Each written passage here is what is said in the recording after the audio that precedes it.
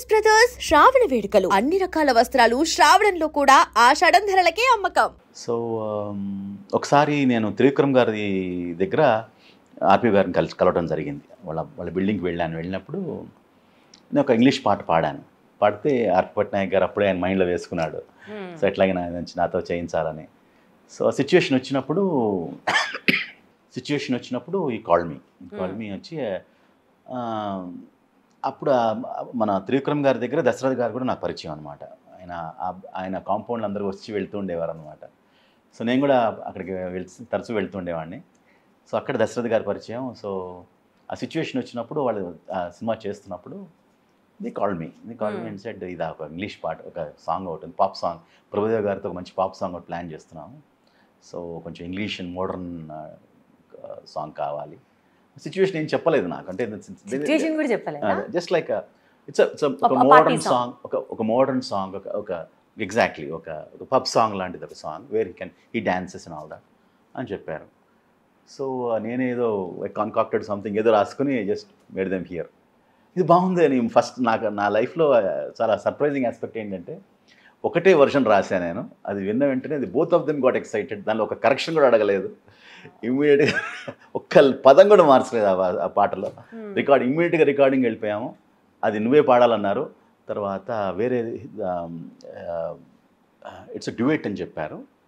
డ్యూయెట్లో female lines were sung by Bhargavi, Malayali pop singer అనమాట. And Telugu lines నేను పాడాను. So that was my first song as a singer. దానికి అసలు మీకు ఒక మంచి అప్రిసియేషన్ వచ్చేసి ఉండాలి. వచ్చింది. దాని తర్వాత మణిగారు నన్ను పిలిపించి, ఆయన లవ్ వైరస్ అనే సినిమా తీస్తున్నారు అప్పుడు. ఆ సినిమా జరుగుతుంది, దాని మ్యూజిక్ డైరెక్టర్ మణిశర్మ గారు అనమాట. పిలిపించి దానిలో అలాగే ఒక song love virus too dangerous అని ఒక మళ్ళీ ఇంగ్లీష్ తెలుగు ఏది ఎట్లా చెప్పారు చెప్పండి. అది లవ్ వైరస్ టూ డేంజరస్, ఓ ఏజ్ వారు లేదు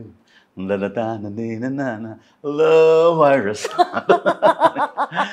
అది సాంగ్. అది సో ఆ సాంగ్ నాతో రాయించి పాడించారు మణిగారు. దట్ వాజ్ ఫస్ట్ సాంగ్ మణిగారి దగ్గర పాడినప్పుడు.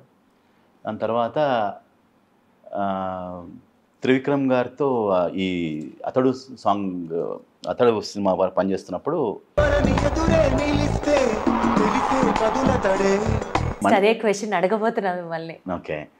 సో అది మణిగారి దగ్గర first song is love virus. తర్వాత త్రివిక్రమ్ గారితో నాకు పరిచయం, అప్పుడే కలుస్తుండేవాడిని అప్పుడప్పుడు. సో ఆయన సినిమా స్టార్ట్ చేసినప్పుడు బై దెన్ ఆల్రెడీ నేను ఒక ఆల్బమ్ చేశాను మణిగారితో కలిసి. మస్తీ అని ఒక మ్యూజిక్ వీడియో, ఆయన మ్యూజిక్ ఆల్బమ్ ఒకటి చేశారు నాతో, ఒక 6 songs. సో ఇట్లా మణిగారితో పనిచేయాల్సి ఉంటుందన్నప్పుడు ఆల్రెడీ మణిగారితో పరిచయం ఉంది నాకు. ఆయనతో ఒక లవ్ వైరస్ అని ఒక పాట పాడాను, ఒక మ్యూజిక్ ఆల్బమ్ చేశానంటే మణిగారు ఇమీడియట్గా ఫోన్ చేశాడు త్రివిక్రమ్ గారు. చేస్తే ఇమీడియట్గా పంపించు చెన్నైకి, నాకు నేను కప్పగా will start working on the song అని చెప్పి నన్ను చెన్నైకి పిలిపించారు. ఆ తర్వాత 2 days తర్వాత మణిగారు కూడా, త్రివిక్రమ్ గారు కూడా జాయిన్ అయ్యారు.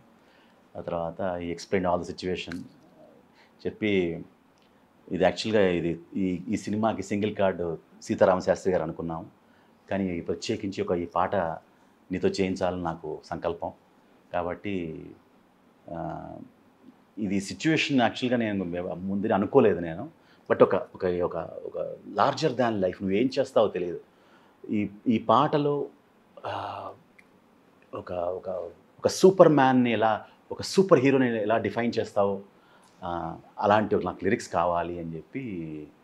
ఆ సినిమాలో మహేష్ బాబు క్యారెక్టర్ చాలా పవర్ఫుల్గా క్యారెక్టర్, మీరు అన్నట్లు సూపర్ మ్యాన్ క్యారెక్టర్. అండ్ ఆయన అయితే చాలా కంపోజ్డ్గా, బ్యాలెన్స్డ్గా స్క్రీన్ మీద పర్ఫెక్ట్ లాగా అనిపిస్తారు. అండ్ మ్యూజిక్ ఏమో ఫుల్ హై బీట్ రిథమ్ ఉన్నటువంటిది. ఆయన బాడీ లాంగ్వేజ్కి, ఆ ఫాస్ట్ బీట్కి మీ lyrics are like apt. Apt అంటే యాప్ట్. సో మీరు మహేష్ బాబు గారి గురించి పాట రాయాలి అని అనుకున్నప్పుడు ఆల్రెడీ మీరు లిరిక్స్ అనుకున్నారా, ఆర్ ఆ ట్యూన్కి విన్నాక లిరిక్స్ రాశారా? How was that? అండ్ ఏం అప్రిసియేషన్ మీకు మహేష్ బాబు గారు ఏమైనా వచ్చి మీకు ఒక కాంప్లిమెంట్ ఇచ్చారా? యాక్చువల్గా అది ఇట్స్ టీమ్ వర్క్ అని చెప్పాలి. ఎందుకంటే లాడ్ ఆఫ్ బ్రెయిన్ స్టార్మింగ్ జరిగింది. ఎందుకంటే ఒక సిచ్యువేషన్ లేదు, actually cinema is already done ఇక్కడ. సో ఏదో సంథింగ్ ఏదో త్రివిక్రమ్కి వెల్తీగా ఫీల్ అయ్యాడు, సంథింగ్ ఈజ్ మిస్సింగ్ అన్నట్టుగా. సో అది నన్ను వరించింది యాక్చువల్గా. I'm so happy and glad that ఆ పాట నన్ను వరించడం. బికాస్ నాకు కూడా ఛాన్స్, అక్కడ స్కోప్ లేదు, అక్కడ స్పేస్ లేదు.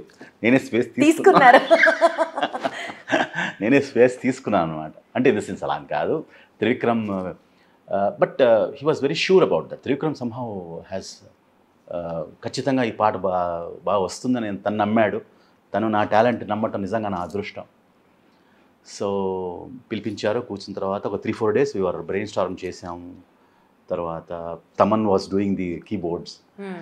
సో తమన్ మణిగారు ఏదో మంచి గ్రూవ్ చెప్పాడు, దాన్ని తమన్ డెవలప్ చేశాడు.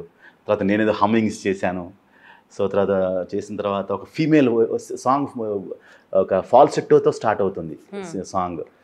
ఆ ఫాల్సెట్ నేనే, నా ఐడియా అది. సో అది చేసిన వెంటనే మణిగా చాలా అప్రిషియేట్, భలే ఉందిరా, చాలా యూనిక్గా ఉందని చెప్పి సో ఎంకరేజ్ చేశాడు. తర్వాత ఈ పాట నువ్వే పాడాలని చెప్పి బలవంత పెట్టి నాతోనే పాడించాడు. నేనే పాడాను. సో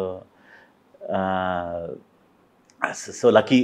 నా బిగినింగ్ ఆఫ్ మై కెరియర్లో ఇటు సాధారణంగా రాయటమే ఒక పెద్ద అయితే, పాడించడం అనేది కూడా చాలా తక్కువ మంది. బ్యాక్ టు బ్యాక్ ఆపర్చునిటీస్ అయితే బ్యాక్ టు బ్యాక్ ముఖ్యంగా మణిగారు అలా ఎంకరేజ్ చేశారు నన్ను. Wonderful. So he believed in me somehow. అందుకోసమే నాతో ఒక ప్రత్యేకమైన వాత్సల్యం ఉండేది నా మీద. ఆయన ఒక 6 songs నాకు రికార్డ్ చేసి ఇచ్చాడు ఆయన. అంటే నా స్టూడియో తన while was going to America, ఆయన దగ్గర మ్యూజిషియన్స్ ఉండేవాళ్ళు, ఆలన్, రిక్కీ, శివరామ్ అని. దిర్ ఆల్ వెరీ ప్రామినెంట్ సౌత్ ఇండియాలో one of the best keyboard players. వాళ్ళని నాకు అప్పచెప్పి తన స్టూడియో ఇచ్చి నాతో 6 పాటలు రికార్డ్ చేయించాడు. అందులో ఒక పాట ఐ స్టిల్ రిమెంబర్, చాలా బాగా ఉంటుంది ఆ పాట. It's very love song. 4 lines పాడినా తప్పకుండా we would love to listen. ఆ పాట మళ్ళీ I want to redo that song and re-release that song. I'm planning that. So and it will be relevant if I sing that song. Please and please. నిన్న మొన్న నిన్ను కన్నా, మదిలో రాగాలే విన్నా, నాలో స్పందనలే కన్నా, వలపుల మధురిమలనుకున్నా, ప్రేమకు అర్థం నువ్వేనా, అవునా, అనురాగం అన్నా నువ్వేనా, నిన్న మొన్న నిన్ను కన్నా, మదిలో రాగాలే విన్నా, నాలో స్పందనలే కన్నా, వలపుల మధురిమలనుకున్నా, ప్రేమకు అర్థం నువ్వేనా, అవునా, అనురాగం అన్నా నువ్వేనా. This the song.